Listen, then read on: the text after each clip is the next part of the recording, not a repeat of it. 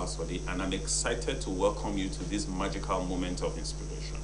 We've been coming on a beautiful journey, and I know that we have been having a nice time. If you have been inspired and motivated and encouraged by this journey, please, I want you to take a seat and let us go a step further. Today, we are going to talk about something that happens to everyone on the journey to greatness at one point or the other. Believe me, if you have not experienced it now, someday, very soon, it will soon be your turn.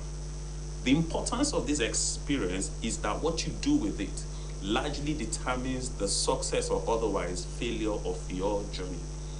For you wondering what I'm talking about, it is this. At a point on your journey to greatness, you begin to notice other people on their journey. There are people who you feel have gone ahead of you, and there are people who you feel are coming behind you. When you notice the people that are ahead of you, it's possible to get discouraged, and discouragement halts your journey or harms it completely. Conversely, when you notice people who are far behind you, you may develop a false sense of accomplishment, a premature sense of accomplishment, and slow down your journey completely. Either way, your journey is hindered, and its results can be devastating. So to avoid this, I want to say a few things. I want to help us understand that the journey to greatness is a process. Being a process, it is made up of stages. Each stage is designed to equip, to test, and to bless you. Promotion from one stage or the other is determined by how well you learn the lesson in your present stage and how well you maximize the blessings therein. As such, it's important to understand the stage that you are in. You must know the point that you are in on your own journey to greatness. Otherwise, you could miss the things that are supposed to benefit you and move you forward. In addition, I want to say, greatness is not just a process. It means it's also personal.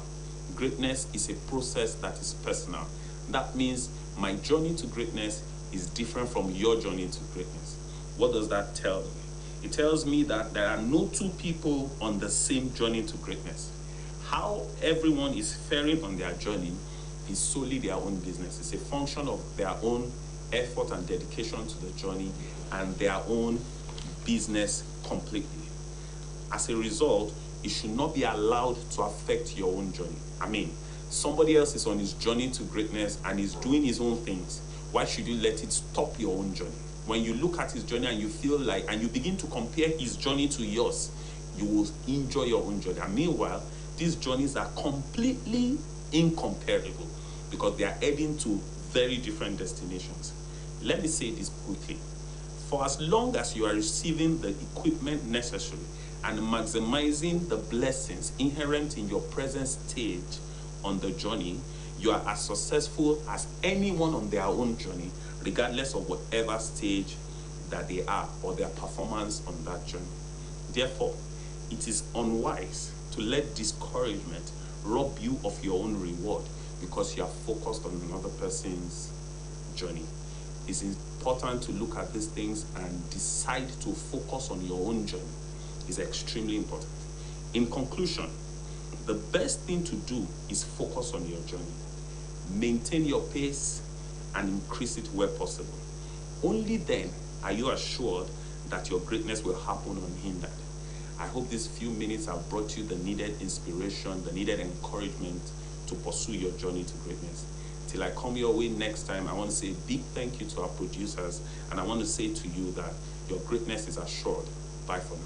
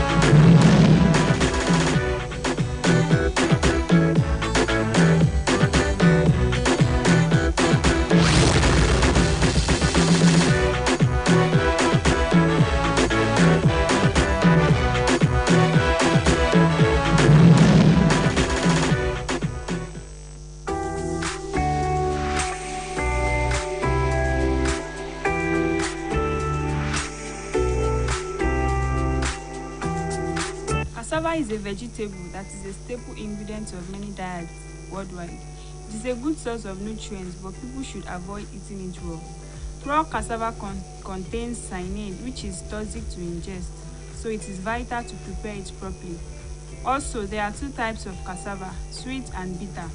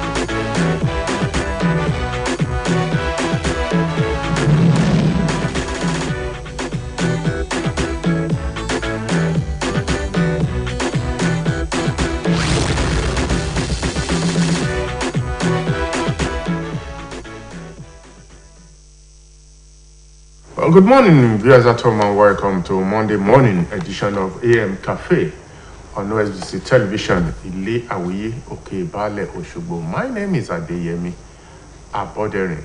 The Opposition People's Democratic Party, PDP, has been in the news of recent following the conclusion of the presidential primaries of the party, which was won by former Vice President Atiku Abubakar.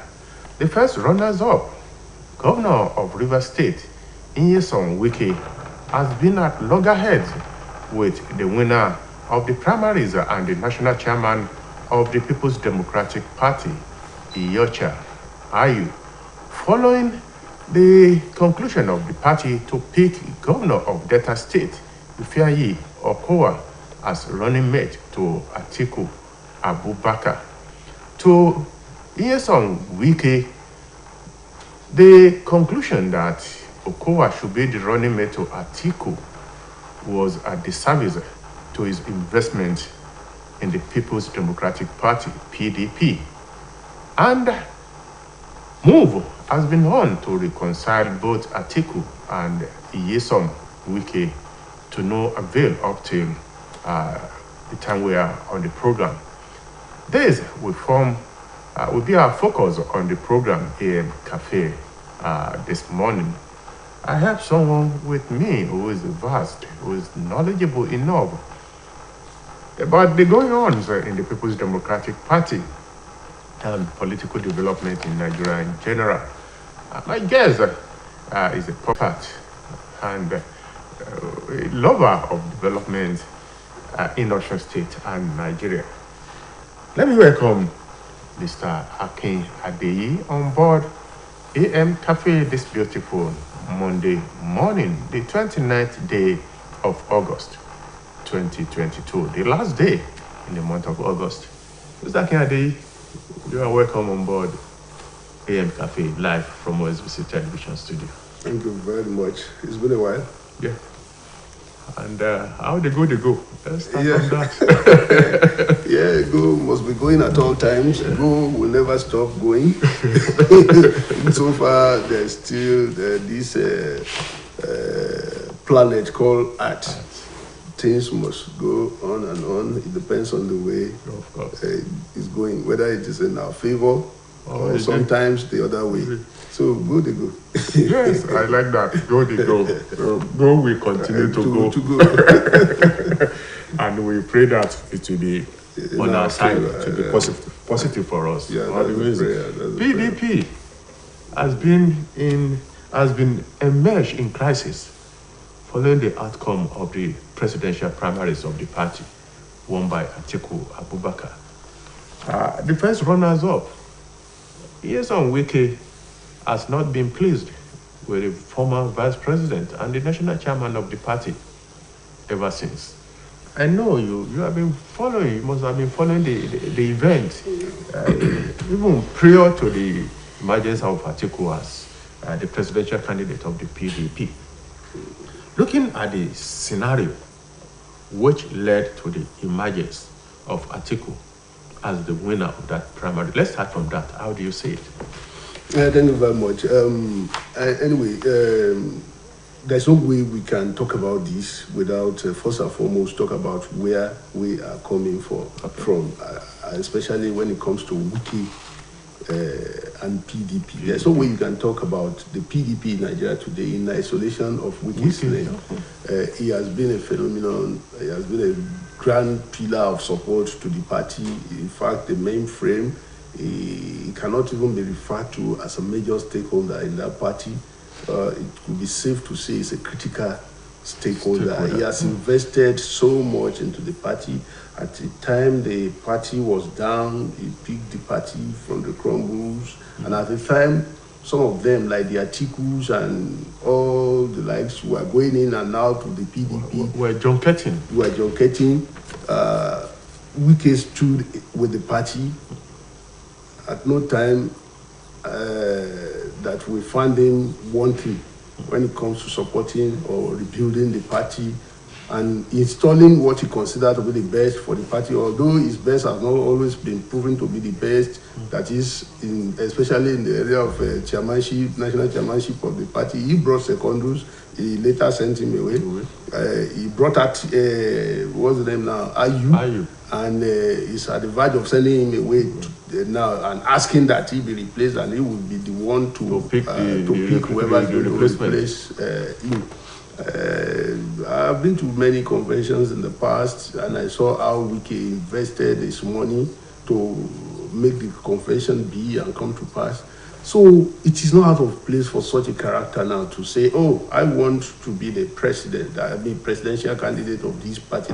He must have had something in mind at the time he was doing all those things. He wasn't the Father Christmas, and no politician does anything without wanting a reward or recognition for what he might be doing. So when the PDP were getting all those things from him, they never asked the question from themselves on what would be the asking of this man. Could it be just doing all these things for the party and without coming to ask one day? That is it. In security, they told us that when somebody is giving you gift, just be very careful, because on one day that person will ask for a reward for that gift he was giving you, and you might find it difficult not to give unto him. And if you don't give him, this is the kind of trouble that may later come up. So Wike has invested so much on the PDP, and he thought it was his time of asking for gains, but the party denied him now, so to say. And Atiku, on his own part, he behaved like the proverbial thief who would never plan his escape strategy, but we only plan on how to invade the victim's house. You see, thieves, robbers and others, they don't plan escape strategy. What they think is how to get inside, and when they get inside and everything fails, or the situation fails them, they get caught. So he never planned, he only planned to win the primary. So to say, he didn't plan very well on how to manage the aftermath of the primary, and that's why we find ourselves, they find themselves in this situation. Although wisdom can be considered to Atiku on one part for not picking Wike. Wike, by his antecedent, by the character we know him to be, it will be most dangerous for anybody to pick him as your vice. You see, Wike is an enough. If we have economic problem, if we have a security problem, Wike is himself a bundle of problems to manage. So Atiku was being careful not to pick Wike. It could be deadly for anybody to pick Wike as your vice. Not that it's a bad character, that's not what I'm saying. But will Wike function in second fiddle position to anybody very well, knowing him very well? So that is, I think, that is what Atiku tried to avoid, run away from, but which has escalated now because he didn't have strategy in doing it. He didn't employ good strategy to do it. He went for Okowa. Okowa, we know him, will never give the kind of trouble that is expected that Wike will give when it comes to power. So going for Okowa, we'll commend Atiku for that, but not picking Wike now. How did they arrive at that? Atiku was not sincere with himself and with the arrangement, and that is why it backfires now. He set up a committee to pick vice president for him, whereas his prerogative right to pick, he can solely pick somebody as his vice president. But he wanted to appear as somebody who is liberal, who is democratic or mature politician by saying, okay, you form some people into panel and say, oh, go and bring the vice president. Whereas you know in your mind that this is what we are going to do. He shouldn't have done that. If he had picked his vice president straight, I don't think Wike will constitute himself into this nuisance and quotes. Now, you deceived him. I heard, though this is unofficial, that Wike spent so much money on the panel so as to make him a match. That one is expected in politics. And upon all, somebody just picked somebody that least expected to have picked above Wike now. Nobody in Wike's shoe that will not feel otherwise. That in the first place, if you know that you have somebody in mind that you are going to pick, why worry me?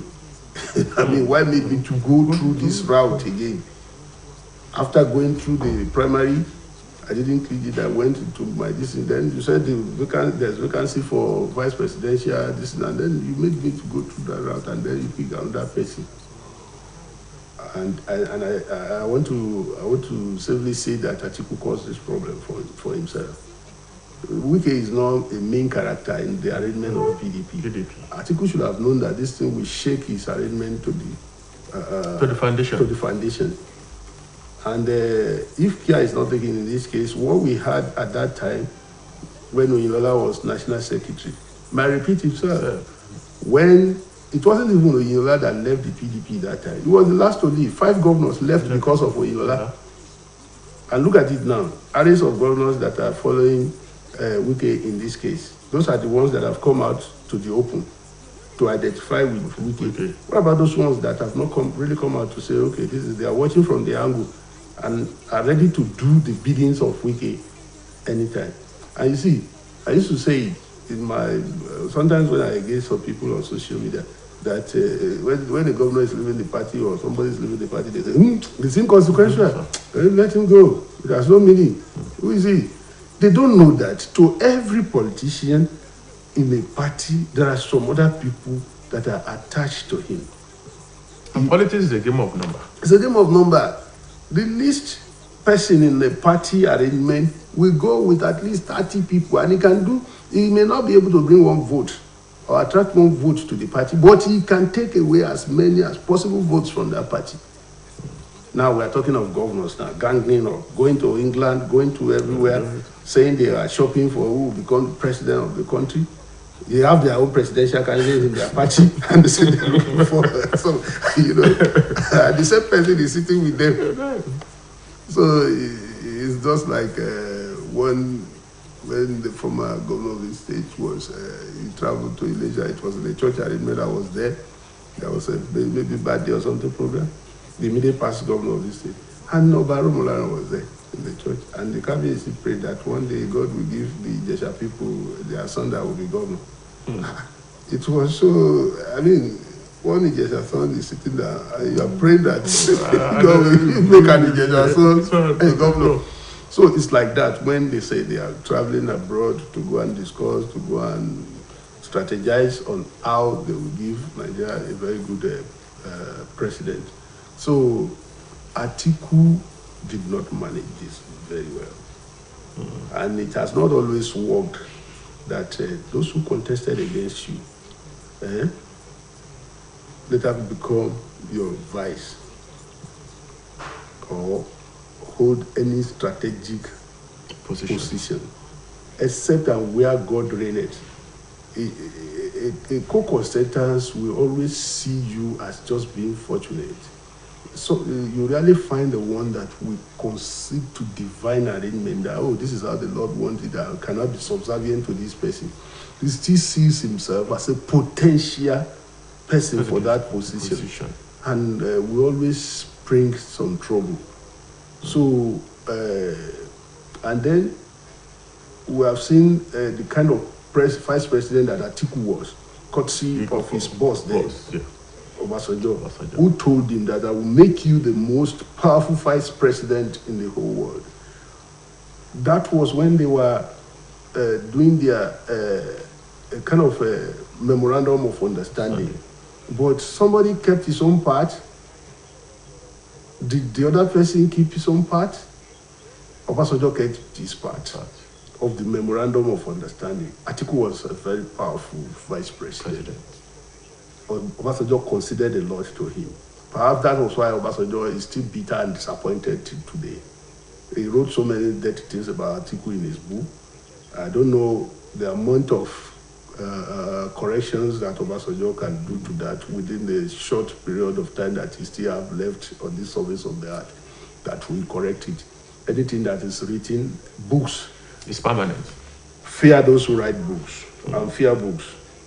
This whole world will die, books will never die. Mr. Adi, let's look at the antecedent of the running mate of PDP, Atiku Abubakar, as a politician. You said the other time that he has been moving in and out of the PDP. He has been in the APC, he has been in the AC, he has been here and there.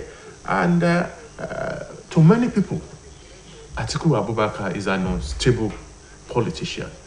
And Adibin is a stable politician. He will have been in control of the PDP now that it seems Nyesom Wike seems to be more powerful than him in the PDP. And that's one of the problems that I said earlier on that Atiku might be facing at this time. Problem of mutual trust. And you see, in politics, when you are a nomadic politician, that Atiku has always been, you tend to lose some relevance and respect. Except the arrangement produces you like it has produced it. Even up till now, inside some of the politicians that are milling around him, they will still see him as, you see, when you go out and come back, no matter the level of your wealth or position that you come back to assume, there is still that thing in me that will tell me that, look at this one, he just came from nowhere. Small time, he will still go away now. And so those are the things that will be affecting the psychology of those people that are there now. That we worked for this one. It's just like, okay, let us come back a little bit home now to Osun State. It happened in Osun State, in the PDP then. When the chiefs were down for the PDP, when Justice Salami judgment brought on throne Aregbesola, the PDP went in disarray. There was nothing like the PDP again then. Only one man took the PDP from the gauntlet, that was Omishore. Picked the PDP from the scratches, started rebuilding. Many people had run away. They thought maybe they were even going to be arrested. Some thought that it was the end of that party. You know, Aregbesola was able to work on them, decimated the PDP to a large extent. But Omishore stood with the party and was just building it, going from one place to the other to bring them back, buying rice, sharing to members, and all this he was doing. He was investing heavily on the PDP. He brought the party back to life. So when the time came now for them to pick a governorship candidate, when it was approaching now, they saw his body language that he wanted to be the governorship candidate. And ironically, those people who left and abandoned the party were the same. He donated even his building them for the party just to make sure that this party didn't die. Those people that ran away, that abandoned the party now said, no, sit back, you watch us. We are the ones that provide for the ticket and pick the ticket. Everybody thought it was a joke. But at the end of the day, they fought him dirty. And it was that culminated later into his exit from the party. So politicians are like that. And what about a reward system, traditional reward system of a party? You can't take that away from any party. In whatever arrangement that later transformed into APC, they have their prerequisite to making you governor or whatever you want to be. They have an order. It is either you have a godfather that will insist that you're going to be the governor. It is either your father, in the days of AG or whatever, has gone to prison before, or even you yourself has gone to prison. You know, those are their own prerequisites to making you whatever you. They will ask openly that okay, let him go away. They don't really rest their own on money. But in the PDP, it is the money bag that gets rewarded even where he has not sold. So just have money and then you are good to go. As Nyesom Wike sold enough to warrant being the presidential No, he has done more than even enough. Yeah. But maybe the character of Nyesom Wike, the kind of person he is, will scare some people. You know, Wike, let me put it in code. It's a practically mad, in code now, person. You can't predict him. He can deal with his best of friend now. I don't think he even he has political associates. I don't think he has friends. So Wike is not a predictable character. It's not somebody you can push around. It's not. Wike is a nationalist, but people don't know. You see now, he has removed the rug from their feet now. He has a friend in Sheyi Makinde in the southwest here. He has some in the DC. He has those of them in the north and everywhere like that. So there's no way you want to deal with this character. You want to isolate this character from this arrangement that the party will not suffer. That the party will not suffer. So somebody that has been installing party chairman, removing them, and you want to do anything. You want to rubbish somebody that almost ready to pay the price. Somebody that almost, took the presidential ticket from Atiku. Atiku. Except for the withdrawal of Tambua. We will have emerged. He will have emerged. So, and he's a master in this game. Don't forget, it's a master of the game. So, see now, he has been slightly the PDP by romancing Ashwaju, even if he didn't mean it. But with all this demand, if these demands are true, and it's about 72 hours or more than that now, and he has not refuted it, no statement has come from his camp to say, we disassociate ourselves from this demand. I have the fear that Wike presented this demand as booby traps for Atiku. If Atiku walks into it, he's in trouble. If he runs away from it, he's in trouble. And considering this to Wike now will mean Atiku will just be a stoogy president. He has handcuffed his hand.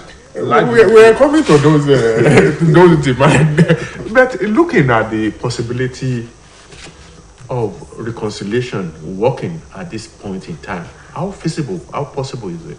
With this demand, there can never be reconciliation. Will Atiku be so gullible to walk into this booby trap? All these things that are written here, that you will spend one term. Do we have a Nigeria that the national chairman should be removed or replaced? Replaced, not just remove and replace. Now that he will be the one that will provide his replacement. That he will be the one to nominate the Senate President and principal officers of the National Assembly. It is just it should have been a one paragraph demand that you will answer the title president, but I will be the president instead of writing all this. And he will be the one to nominate the campaign DG of campaign DG as well. I mean, if that's what it's the politician, my experience as politician, as a political analyst, will tell me that he was the jugular of Atiku's campaign structure by asking for the DG now. And he can always sway it to whichever direction he wants it to go. That is, it's like, now that he's romancing Asiwaju, and he wants to be the one that would nominate the campaign DG of Atiku. It's as good as saying Asiwaju should give Atiku a campaign DG. So that will be taking instruction from Wiki Incognito, from Asiwaju Incognito Wiki, and that will whittle down the strength of Atiku, because Wiki is more tilted to Asiwaju's side now. If only to press his own or to fight Atiku for whatever strategy, is closer to Asiwaju than Atiku. Although sometimes in politics you do that without meaning it. You may do it so as for them to look at your side.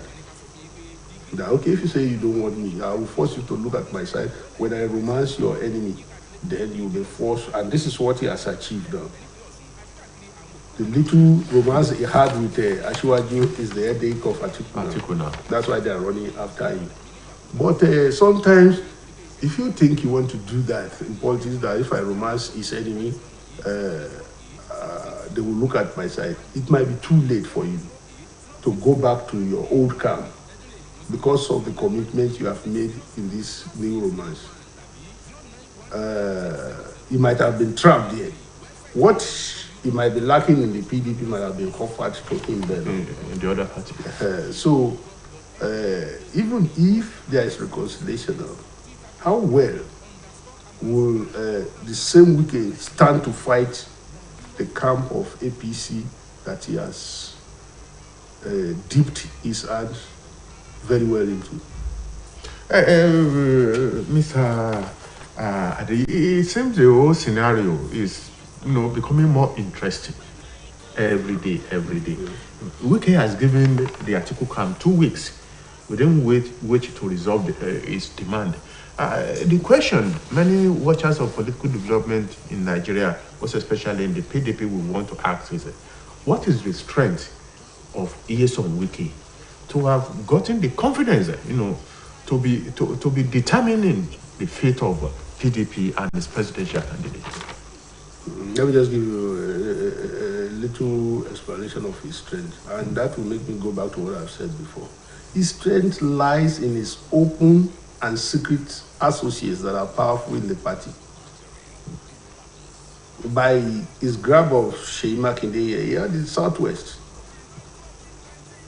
Fayese has been confined to hospital bed that will have served, because he has not hidden it that he belongs to Asiwaju in this arrangement.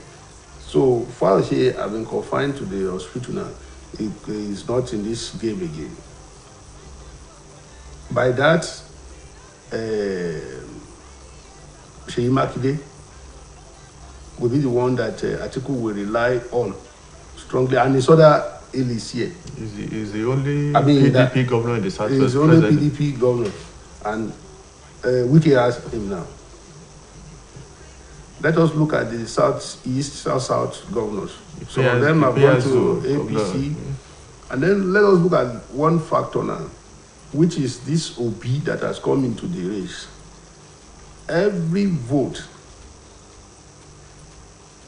leaving the PDP crisis aside now, but every vote for OB in this coming arrangement is a vote for Asiwaju.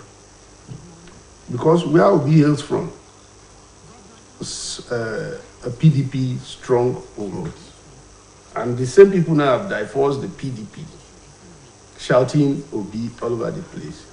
So by the time those people start voting for OB's case, let me tell you, people are shouting now, I will be very blunt.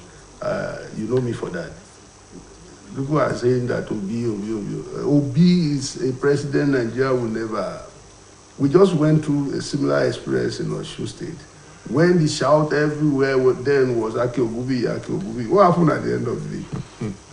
People, when it comes to election, we seem to forget this menace that is eating deep into our electoral system now, which is vote buying.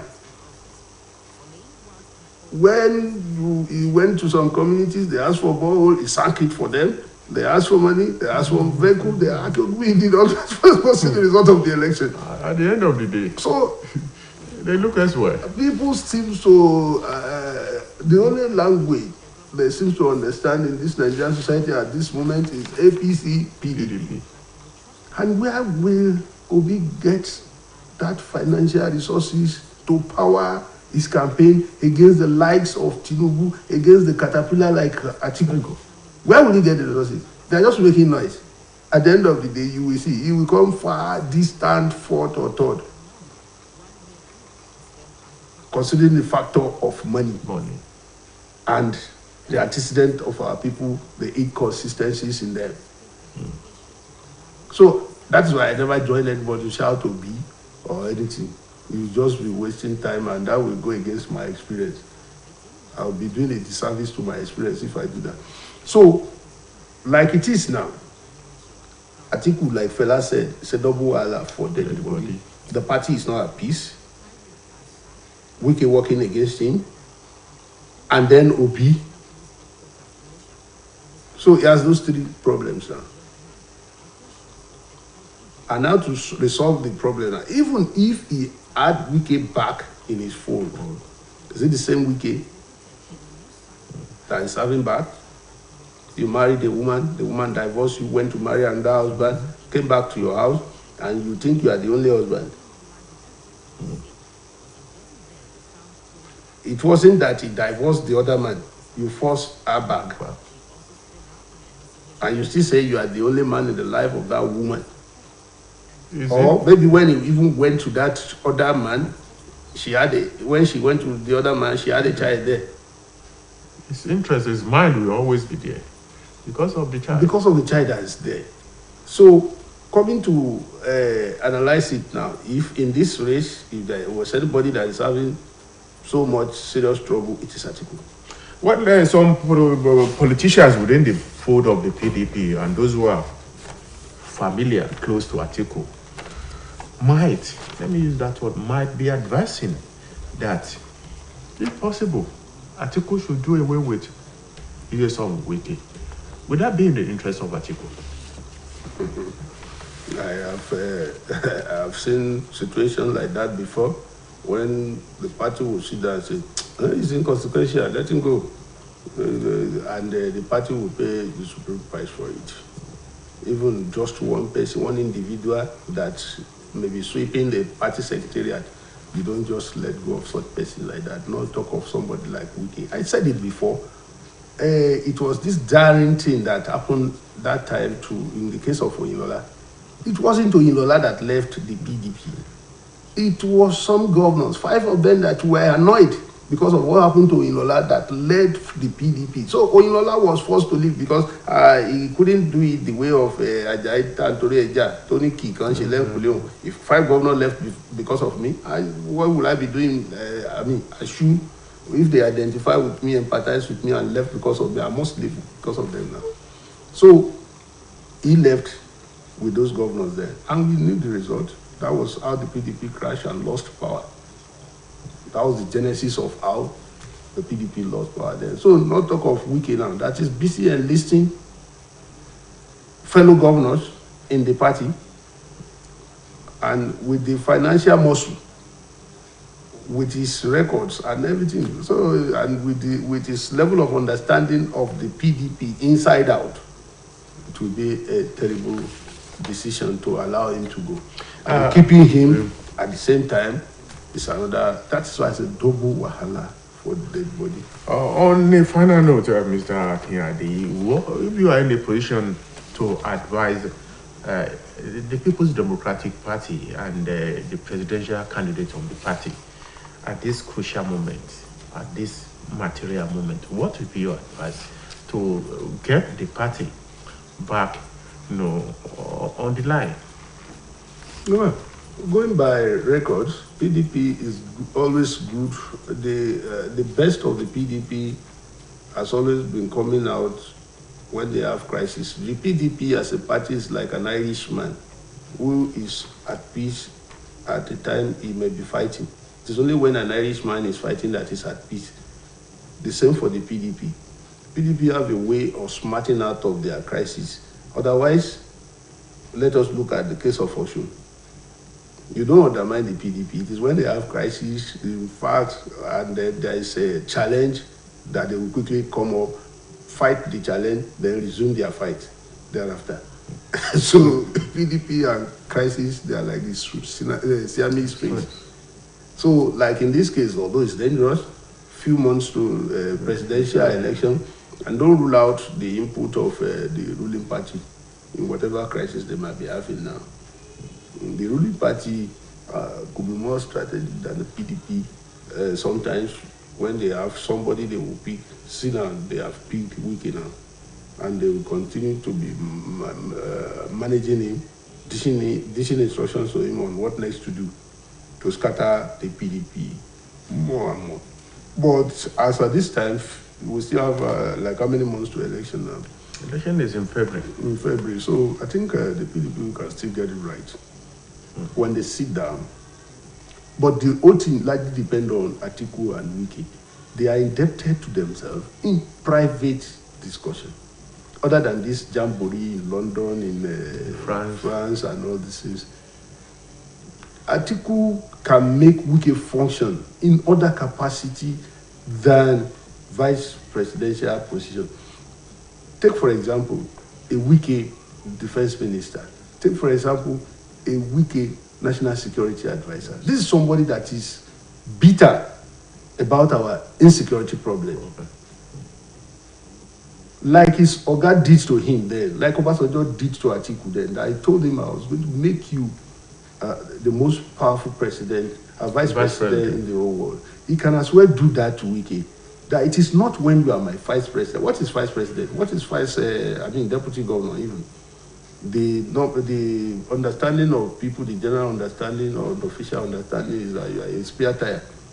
And it depends on your boss, the way your boss wants you to function. If he wants a messenger to function above you, relevant above you, your boss can do it as a governor, as president. So if Atiku will sit down with Wike and make him understand that you can function more and relevant more in this area than what you are even eyeing, and they have a mutual understanding. Like Atiku went through the same route now. Why would he not want to do it with another person? And he must be sincere. Because Wike is not somebody that you think you want to play. He will rock the boat. So whatever promises he will be making with Wike, he must be very sincere about it. Look at it now. Wike said they will go to court or something like that to go and seal one arrangement. You see, that person is not a Muna. It's not a Muna. It's like, it's akin to taking over the government with this demand put forward. No, these ones are deliberate booby trap that they know Atiku will not accede to some of them, and by that they will say they are bye-bye. And it will be on record that it was you that didn't accede to my demand. That was so Wike is only looking for a very good excuse for him to exit himself finally. Then when he goes out, he becomes a dangerous guy. Nobody can tame him again. So I don't know how Atiku will. Although there is still room for give and take in this one. Atiku will come back and say, okay, I accept this, but I'm not going to accept this. But if he accepts all of this, that means Wike is the president, Atiku is a ceremonial president. And that is not going to be very easy. Because Atiku will not do this without consultation with his northern fellows. And that they will tell him that. But all these things are to the advantage of Ashwaji, what they are dragging now. If it is not quickly nipped in the bud. So the APC should be waiting in the corner if the negotiation fails. They are waiting in ambush already. Antelope with a defective big scrotum. It's to the advantage of the hunter. So, and that is it in politics. Politics is like a game of football. In football, no mistake, no goal. No goal. And so a party must make mistake so that the other party will score. So it is like football game that we have now. And what the APC will be doing now is to help them escalate the problem, that even they will go and do some photos about it, that, the same for the PDP too. But the PDP is so immersed in problem now that it doesn't have time to cause crisis for them in the APC, or even cause for OB. So the Labour Party and the APC, they have the field to themselves to operate, while the PDP was busy. Trying to resolve the crisis. Resolve the crisis that they are, and from their attempt to resolve the crisis, they are getting into more terrible crisis. So, but like I said earlier on, don't forget, I said the PDP have a way of coming together in the face of a challenge to go and combat the challenge and come back to resume their fight.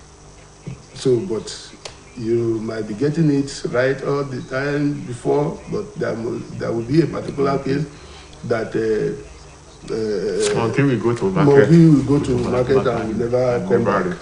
So that's why it's going to be very well, I want to appreciate Mr. Ake Adeyim, a political analyst and security expert, a public affairs and analyst as well, for finding time to be on AM Cafe this Monday morning. We appreciate your presence always. It's my pleasure. Yes, and I want to quickly recognize the executive producer of this program, Lasun Oyebayo, and the producer of the program, Shola Ogunleye. Once again, I appreciate Mr. Akin for finding time to be on the program. Thank you very much. And on behalf of the entire transmission crew here in the studio, my name is Adeyemi Aboderi. AM Cafe will return tomorrow morning. We thank you for being there, and good morning.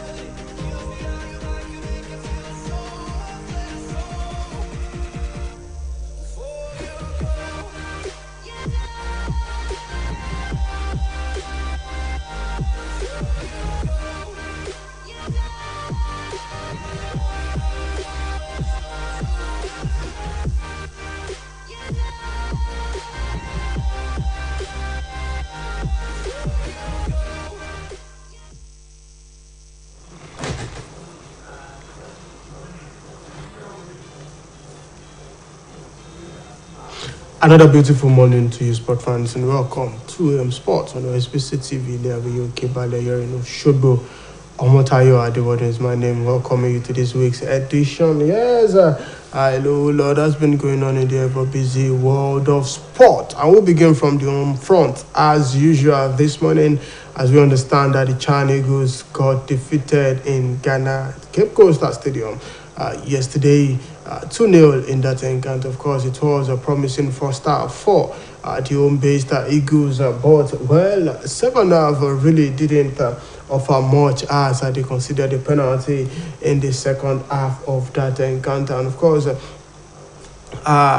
going to the end of that match yesterday, it was Ghana who did the needful concern. Yeah, well, we hope Nigeria will be able to do the needful at home next week when they take on the Black Galaxies. That's the home-based team of Ghana. Well, we would be able to see and remember that whoever is able to get do the needful will be able to compete, play in as far as the Chan African Nations Championship 2023 to be hosted in Algeria. But as it stands now, Ghana stands a better chance of qualifying for this year's tournament in Algeria. But I will see how things bounce out. Nigeria takes on the Black Galaxies of Ghana at the Moshood Abiola National Stadium in Abuja next week, and hopefully they would be able to win this time around in Abuja on the home front. And yes,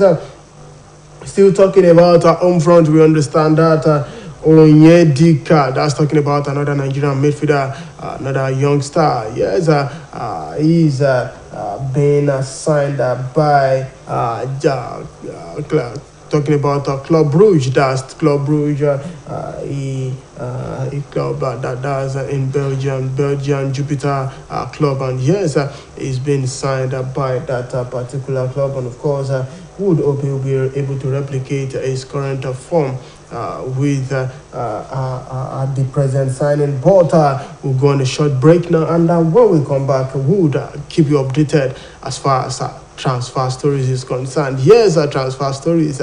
I mean, talking about Anthony. All Manchester United fans must be excited at the moment with the news of Anthony, but we'll see what the fee looks like for Manchester United and Ajax. We'll be back in no time.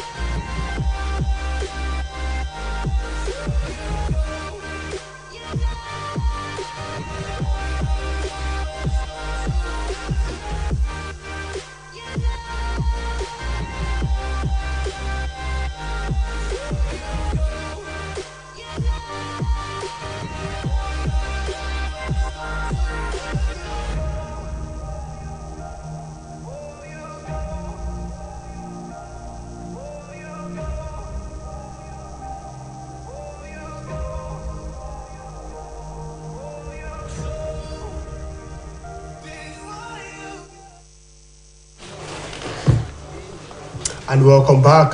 Yes, like I said, we'll be talking much about transfer stories this morning, and Daniel Ekwere is with me in the studio. And of course, 85 million pounds for Anthony. I think we must consider the fact that Ajax are recently cashing out of most of their players. Remember the likes of Delete, we have De Jong.